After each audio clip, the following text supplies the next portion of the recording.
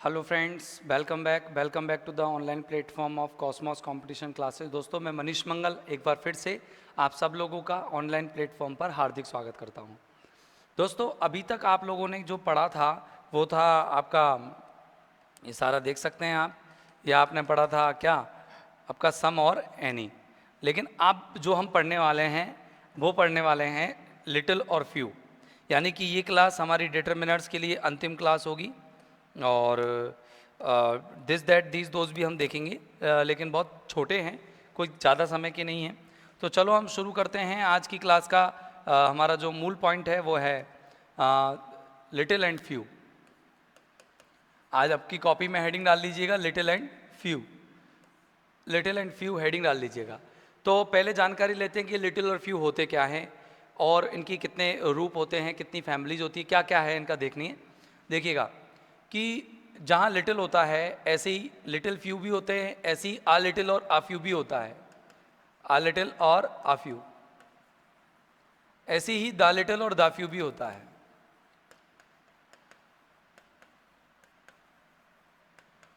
The little और the few, clear है? ये हो गए। अब देखो, इसका मतलब तो होता है ना के बराबर, इसका मतलब होता है ना के बराबर, और इसका मतलब होता है थोड़ा या कुछ, थोड़ा या कुछ, और इसका मतलब होता है जो भी थोड़ा, जो भी थोड़ा या कुछ वह सब। हिंदी में पढ़ा रहा हूँ आप लोगों को जिससे कि सारी चीज़ें आपकी क्लियर रहे। कि देखो कि ना के बराबर, कोई भी चीज़ ना के बराबर है, मतलब अब इनके कौन कौन से अन्य डिटर्मिनर्स के इक्वल हैं। तो देखो कौन कौन से अन्य डिटर्मिनर्स के इक्वल है वो देख लीजिए। यानी कि लिटिल और फ्यू बराबर नो होता है, यानी कि जहाँ हम नो का यूज़ करते हैं वहाँ हम लिटिल और फ्यू का यूज़ कर सकते हैं।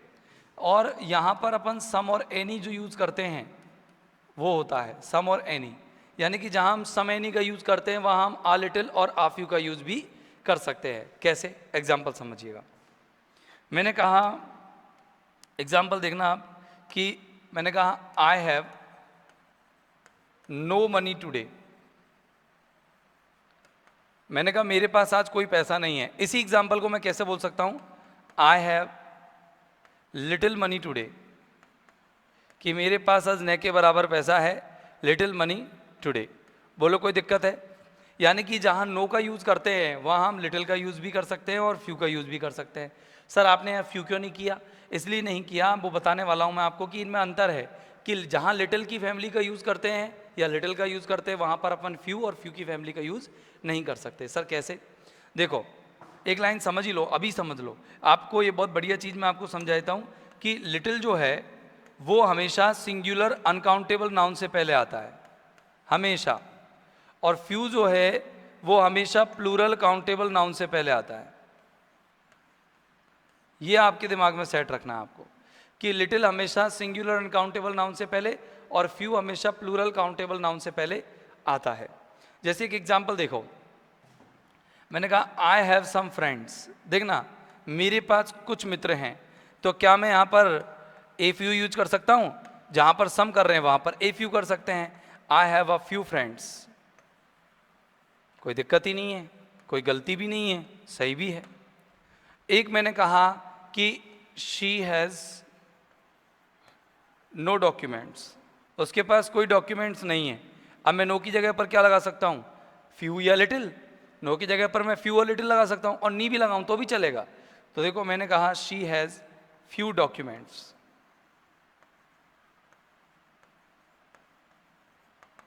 बोलो कोई दिक्कत है? तो आपके क्या समझ में आया? आपकी कुछ लाइन समझ में आई? वो लाइंस मैं आपके लिख देता हूं कि वो कौन कौन सी लाइंस आपके समझ में आई। तो पहले तो लिखेंगे कि लिटिल एवं फ्यू का यूज नो के स्थान पर होता है, यानी जहां नो होता है वहां पर इनका हो सकता है, और नी भी करे तो भी चलेगा, स्थान पर होता है। यानी कि नो को अगर ऑप्शन में दोनों हो, नो और फ्यू, नो और लिटिल दोनों हो, तो फिर तो संभव ही नहीं है अपन चूज कर पाए एक को, क्योंकि जहां नो का सेंस होगा वहां पर लिटिल और फ्यू का सेंस भी होगा। जबकि आ लिटिल एवं आ फ्यू का यूज किसकी जगह पर होता है? सम एवं एनी की जगह पर।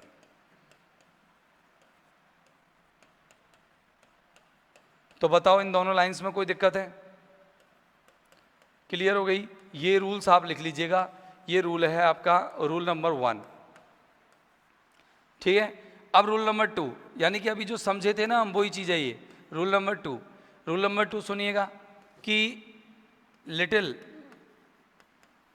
आ लिटिल और the little, little, a little और the little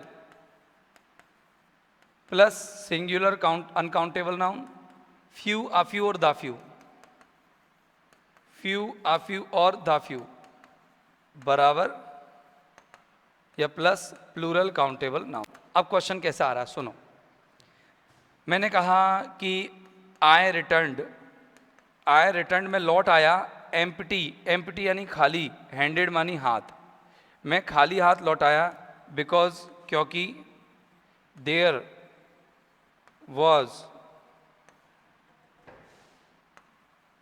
water in the well.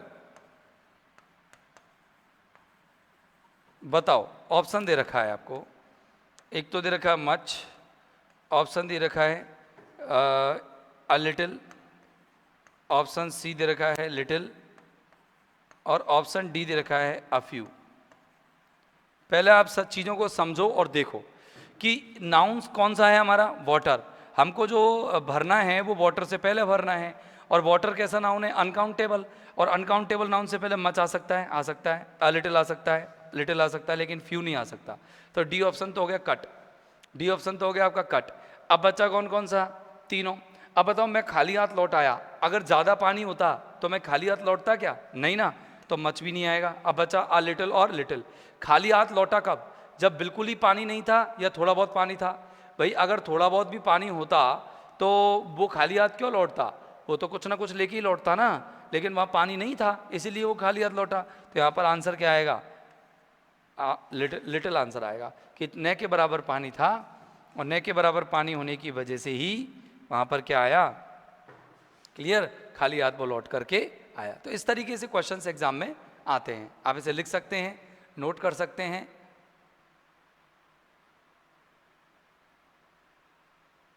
हाँ, अब चलते हैं दोस्तों आगे की तरफ, आगे देखेंगे आगे इसमें क्या है। बहुत सीधा टॉपिक है, ऐसी कोई दिक्कत नहीं है, बहुत प्यारा टॉपिक है। चलो देखो, इसमें हम लिटिल और फ्यू, आपने अ लिटिल और फ्यू पढ़ ही लिया है। जैसे मैं एक एग्जाम्पल्स के माध्यम से और समझते हैं। देखो, जब एग्जाम्पल्स कम होते हैं ना तो थोड़े डाउट्स बने रहते हैं। जैसे मैंने कहा she has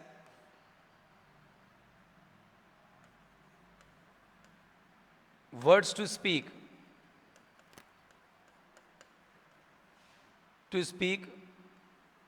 on this topic.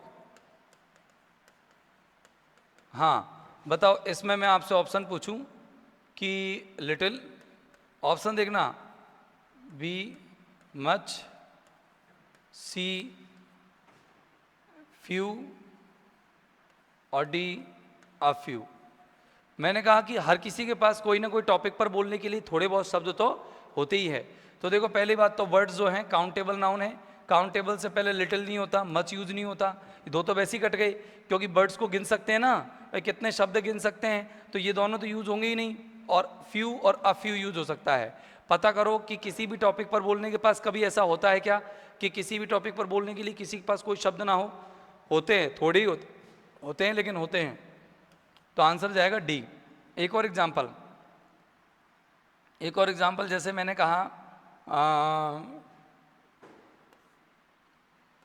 KNOWLEDG is a dangerous thing, ये बना हुआ सेंटेंस है, ये बना बनाया सेंटेंस है। बोला गया कि अधजल घघरी छलकत जाए, यानी आधा ज्ञान हमेशा खतरनाक होता है। तो ऑप्शन आया little, much, C a little और डी ऑल। तो बताओ, ऑल तो आएगा ही नहीं इसमें, बना बनाया फ्रेज है, इसमें हमेशा अ लिटिल नॉलेज लगाएंगे।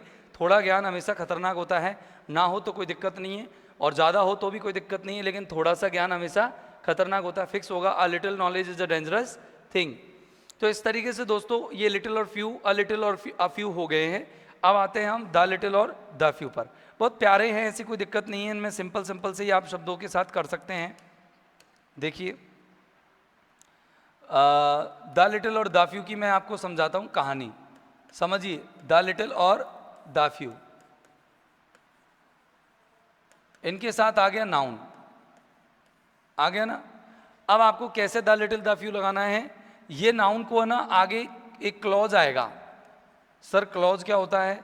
क्लॉज आएगा या जिसमें रिलेटिव प्रोनाउन हो सकता है, who, whom, whose, which, what, when, where, that वगैरह ये हो सकते हैं। रिलेटिव प्रोनाउन के बाद आपको सब्जेक्ट हो सकता है और सब्जेक्ट के बाद वर्ब। देखो अगर रिलेटिव प्रोनाउन हो ना हो कोई फर्क नहीं पड़ता, लेकिन सब्जेक्ट और वर्ब तो होंगे ही।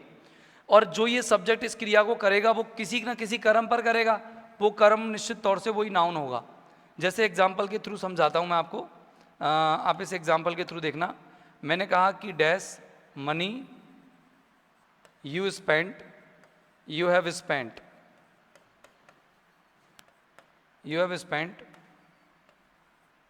was saved by your mother।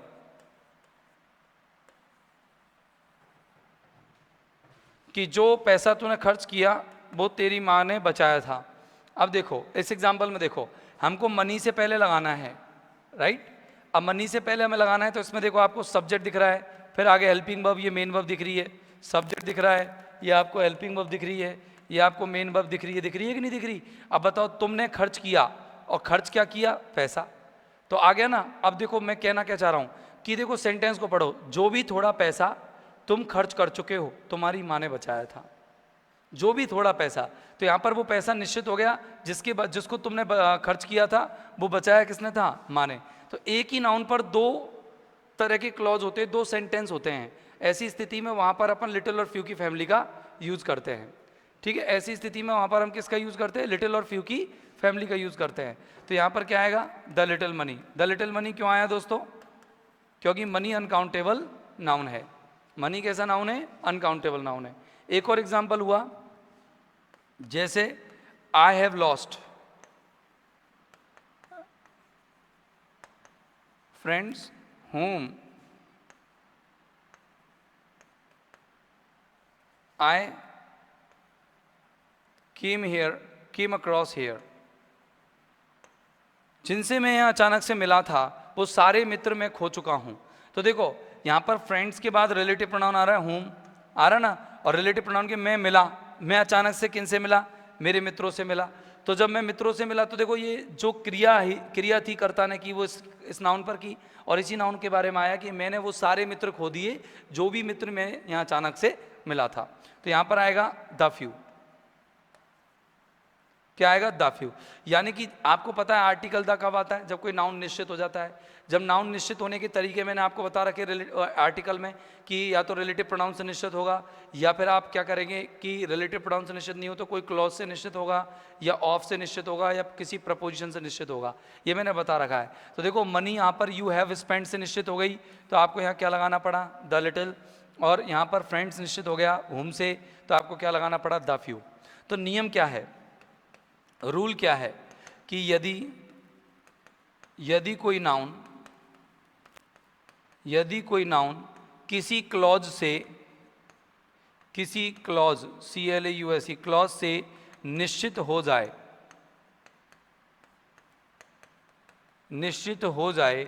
तो उस नाउन से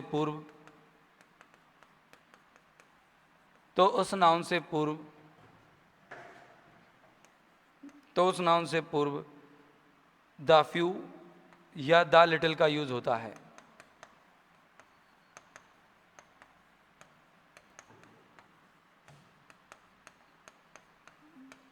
क्लियर है? बोलो कोई दिक्कत तो नहीं है किसी को? किसी भी तरह की परेशानी तो नहीं है? बिल्कुल क्लियर हो गया होगा दोस्तों। छोटा सा टॉपिक था, ज़्यादा बड़ा नहीं है, लिटिल और फ्यू। अब चलते हैं हम अदर और अनादर पर। तो देखिए अदर और अनादर है क्या? एक तो मैंने लिख दिया हेडिंग अदर, और एक लिख दिया मैंने अनादर। अदर और अनादर। अब अदर और अनादर है क्या? देखो अदर का मतलब तो है, मैं पहले तो आपको बताता हूं कि ये क्या क्या है। देखो ये एडजेक्टिव हैं, दोनों की दोनों एडजेक्टिव भी हैं, ये दोनों अनादर और अदर एडजेक्टिव्स भी हैं और इसके अलावा ये प्रोनाउंस भी हैं, प्रोनाउंस भी हैं और एडजेक्टिव्स भी हैं। मैं थोड़ा सा एक तरीका से बताता हूँ। देखो ये अदर शब्द है, इससे पहले मैं आर्टिकल अन लगा दूंगा तो ये क्या हो जाएगा, अनादर। तो और आर्टिकल अन कब लगता है, जब कोई सिंगुलर होता है। तो अनादर हमेशा सिंगुलर होता है, ये ध्यान रखना। अनादर हमेशा सिंगुलर होता है क्योंकि आर्टिकल अन जहाँ लगा हुआ है वो सिंगुलर होगा। और अदर जो होता है वो प्लूरल, प्लूरल काउंटेबल भी हो सकता है और सिंगुलर अनकाउंटेबल भी हो सकता है। तो नियम क्या निकल के आया, नियम क्या निकल के आया, नियम जो निकल के अपन को तो एडजेक्टिव या डिटरमिनर के रूप में यूज करने हैं। तो मैं नियम जो बता रहा हूँ, नियम सुनना आप, नियमों को ध्यान से सुनना। अपना जो रूल निकल के आया वो रूल ये है कि अदर जो है, अदर का यूज सिंगुलर अनकाउंटेबल नाउन एवं प्लूरल काउंटेबल नाउन दोनों से पहले हो सकता है।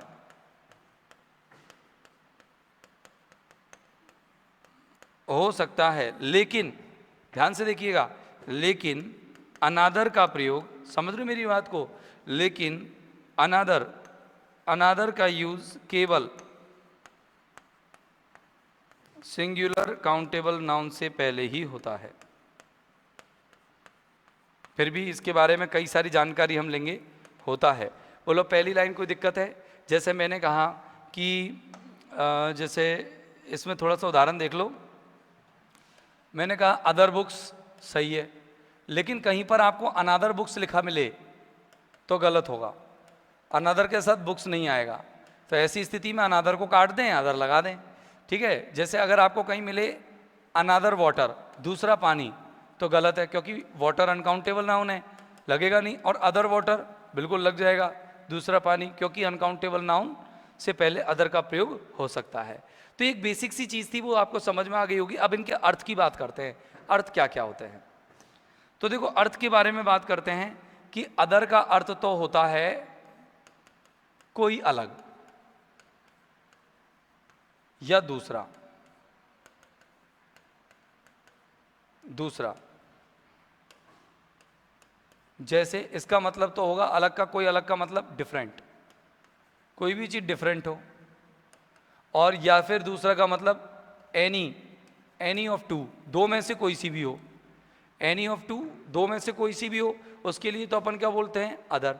और अनादर का मतलब होता है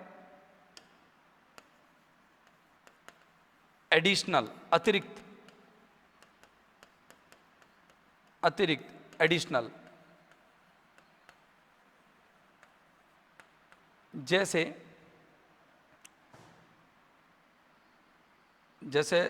दिस बोतल इज एम्प्टी, दिस बोतल इज एम्प्टी, मुझे ये बोतल तो खाली है, ठीक है ना। अब देखना, आई नीड, मुझे आवश्यकता है, आई नीड डैश बोतल, बताना क्या आएगा कि मुझे दूसरी बोतल की आवश्यकता है, आई नीड अदर बोतल, ठीक है ना। मुझे दूसरी बोतल की आवश्यकता दो होंगी या दो से ज़्यादा भी हो सकती है, उनमें से कोई दूसरी चाहिए, तो मतलब इसका वन मोर है ना, डिफरेंट कोई और दूसरी चाहिए तो खाली है, कोई दूसरी बोतल दो, या दो में से कोई एक और दो। तो जैसे मैंने कहा आई हैव, देखना, आई हैव टेकन,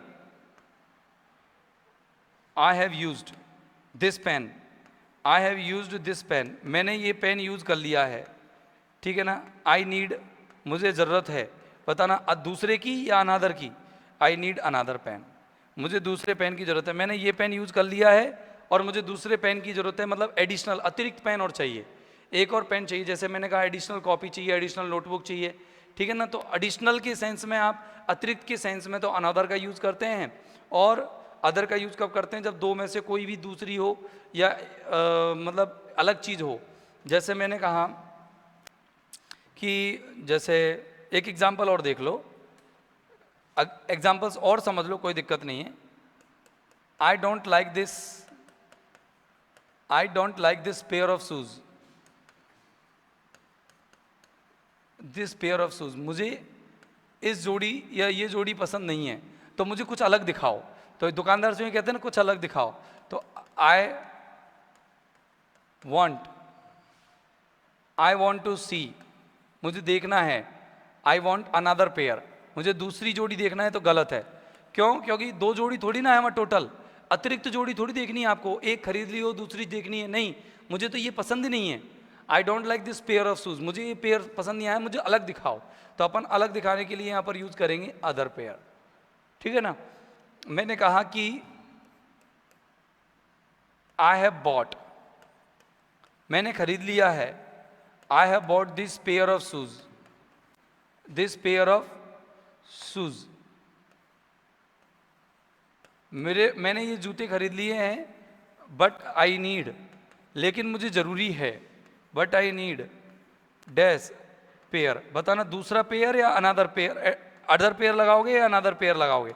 एक तो खरीद लिया है, एडिशनल पेयर की जरूरत है, तो यहाँ पर आपको लगाना पड़ेगा अनदर पेयर। बोलो कोई दिक्कत है? सीधी सी बात है ना, अदर और अनदर में बहुत आसानी से आप क्लियर कर सकते हो उनको। अब मेरी एक चीज और सुनो, चाहे नाउन प्लूरल ही क्यों ना हो, रूल नंबर 2, यदि प्लूरल नाउन से पहले, समझना अच्छे से, यदि समझना अच्छे से, यदि प्लूरल नाउन से पहले, यदि प्लूरल नाउन से पहले कोई संख्या आ रही हो या कपल आ रहा हो, आया हो,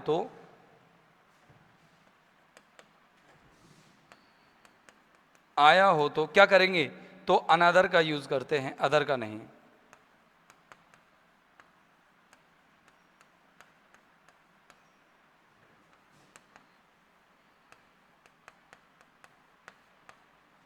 ठीक है, कोई दिक्कत तो नहीं है। जैसे एग्जाम्पल देख लो, जैसे एक एग्जाम्पल देखो, बढ़िया सा प्यारा सा एग्जाम्पल देखो, बहुत अच्छा सा एग्जाम्पल मैं आपको लेके चलता हूँ। देखो, हाँ, मैंने कहा कि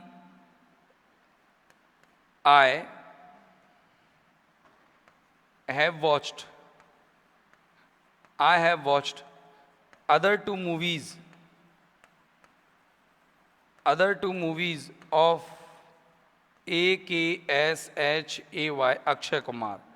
बताना यहाँ पर क्या आ रहा है? Other two movies. देखो मूवीज से पहले क्या आ रहा है? 2, तो संख्या आ गई, संख्या आती है यहाँ पर अदर की जगह पर क्या करना? अनदर टू मूवीज, अनदर लगाना पड़ेगा। मैंने कहा कि जैसे शी हैड टू वेट, उसे इंतजार करना पड़ा, she had to wait for me, उसे मेरे लिए इंतजार करना पड़ा, अदर कपल ऑफ मंथ्स, महीनों के 2 महीने और, तो मंथ्स आएगा, MONTHS। बताओ क्या लगाएंगे आप? अब यहां लिखेंगे आप अदर की जगह another, another couple of months, क्योंकि कपल का यूज हो रहा है। तो याद रखना कि अगर कपल और कोई नंबर आया हो तो प्लूरल नाउन से पहले भी अपन अनदर का प्रयोग करते हैं, अदर का नहीं। आप लिख सकते हैं इनको। और अब चलते हैं हम दोस्तों लास्ट अपने डिटर्मिनर की ओर, जो है दिस दैट दीज दोज। हमने 6 वीडियोज बनाई है, यानी लगभग 3.5 घंटे का प्रोग्राम हमने रखा है। 3.5 घंटे बहुत होते हैं डिटर्मिनर्स नाम के टॉपिक को ऑनलाइन पढ़ने के लिए, काफ़ी। और फिर अभी तो इसकी एक्सरसाइज भी करनी है हम लोगों को। अभी देखो, पहले पूरे जब लेक्चर हमारे तैयार हो जाएंगे ना, सारे एक एक टॉपिक हमारा कंप्लीट हो जाएगा, तो उसके बाद मैं हर टॉपिक के अंदर एक्सरसाइज भी डालूंगा। तो 1-1, 2-2 घंटे की एक्सरसाइज डालूंगा, जिससे कि क्या होगा कि वो आपके टॉपिक से स्ट्रांग हो जाएंगे, बहुत बढ़िया से हो जाएंगे। तो देखो फटाफट से देखिएगा। हाँ, अपन अब पढ़ रहे हैं दिस दैट दीज और दोज। बहुत प्यारे हैं, इनको सब जानते हैं, ऐसा कोई नहीं है जो पहले से नहीं जानता हो। तो देखो एक बार फिर भी हम देख लेते हैं, हमारा फर्ज है। देखो दिस और दैट, इनके बीच में क्या समानताएं और क्या अंतर है? दीज और दोज, इनके बीच में क्या समानताएं और क्या अंतर है, हमें ये देखना है। ठीक है, यही तो देखना है कि दिस और दैट और दीज और दोज के बीच में क्या क्या समानताएं हैं और क्या अंतर है। बात करें दिस और दैट की, बात करें किसकी? दिस और दैट की। जब बात दिस और दैट की करें तो इन दोनों का मतलब होता है, ये दोनों यूज होंगे सिंगुलर काउंटेबल नाउन से पहले। सिंगुलर नाउन कह दो आप, काउंटेबल भी मत कहो। और ये होंगे हमेशा प्लूरल काउंटेबल नाउन से पहले।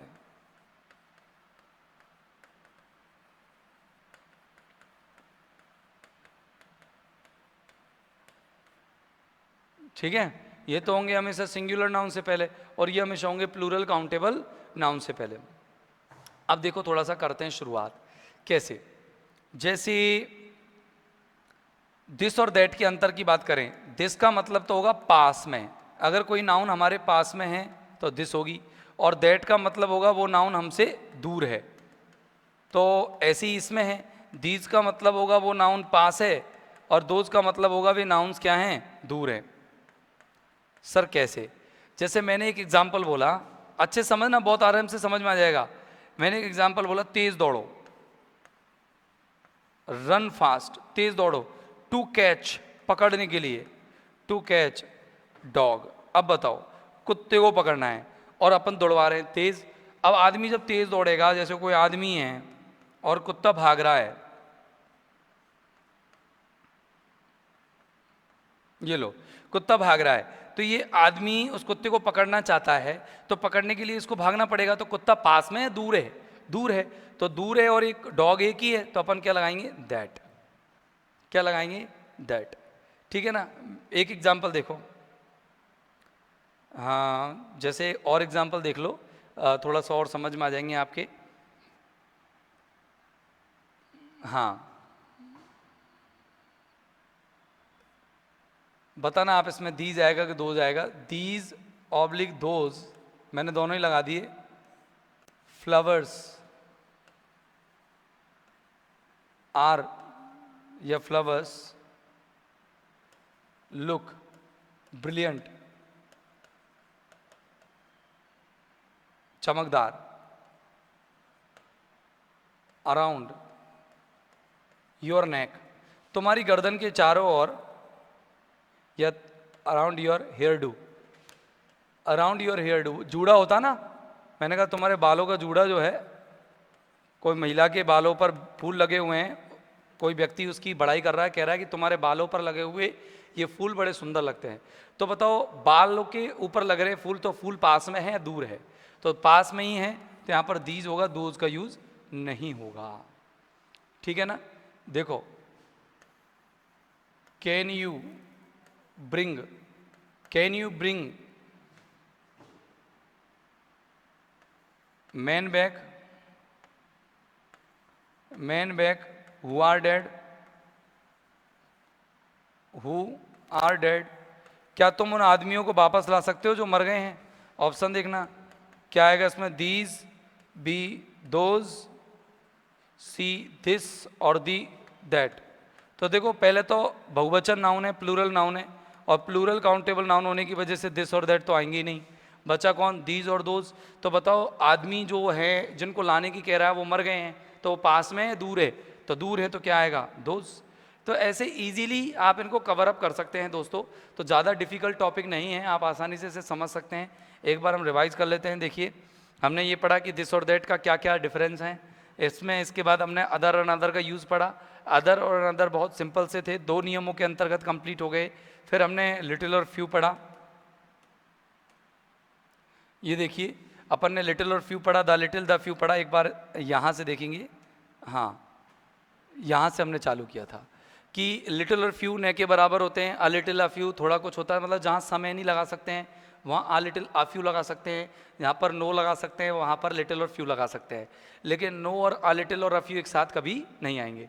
फिर हमने लिटिल और फ्यू में डिफरेंस देखा कि लिटिल अनकाउंटेबल नाउन से पहले आता है और फ्यू हमेशा प्लूरल काउंटेबल नाउन से पहले आता है। फिर हमने इसके बाद देखा कि भाई इनके यूजेस देखे, कुछ एग्जाम्पल्स देखे। अभी देखो एग्जाम्पल्स ही देखे थे हमने इसमें। फिर एग्जाम्पल्स के बाद हम यहाँ आए थे, फिर यहाँ पर हमने द लिटिल द फ्यू देखा कि जब कोई नाउन है ना निश्चित हो जाए किसी क्लॉज से, तो वहाँ पर हम द लिटिल द फ्यू लगा देते हैं। उसके बाद हमने देखा अनदर और अदर का प्रयोग। फिर इसके बाद हमने जैसे अदर अनदर कंप्लीट हो गए, फिर हमने देखा किसका, दिस और दैट का यूज़। और दिस और दैट का कंप्लीट होने के बाद हमारा ये टॉपिक, ये डिटर्मिनर्स कंप्लीट होता है। तो दोस्तों अगले टॉपिक में हम फिर मिलेंगे, तब तक के लिए have a nice time, good day, goodbye, thank you very much.